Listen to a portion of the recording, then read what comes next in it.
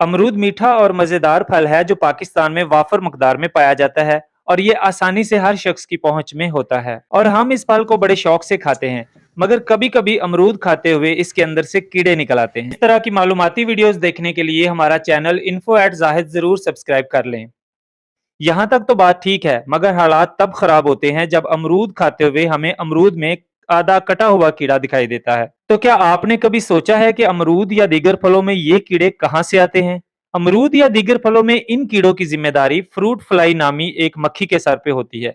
इस मक्खी के पास सुई जैसी एक चीज होती है जिसको ओविपोजिटर कहते हैं और ये इस सुई के जरिए फल में सैकड़ों अंडे देती है, जिससे 1 या 2 दिन में फल के अंदर कीड़ों की शक्ल में इसके बच्चे निकल आते हैं और इन कीड़ों को मैगोट्स कहा जाता है और इसी फल को ये कीड़े 1 हफ्ते तक अंदर से खाते हैं, जिसकी वजह से ये फल बुसीदा होकर जमीन पर गिर जाता है।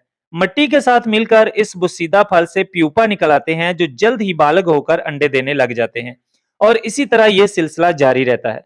हिफाजत के तौर पर जब फल पकने के करीब हो तो इन पर एक स्प्रे किया जाए तो ये फ्रूट फ्लाई के हमले से महफूज रह सकते हैं। इसके अलावा गिरे हुए फलों को दरख्त से दूर दफन करना बेहतर है। याद रहे, अगर गलती से फल को कीड़ों समेत खा लिया जाए तो इससे तो कोई नुकसान नहीं होता, लेकिन जमीन पर गिरे हुए फलों को नहीं खाना चाहिए। इस तरह की मालूमाती वीडियोस देखने के लिए हमारा चैनल info@जाहिद जरूर सब्सक्राइब कर लें।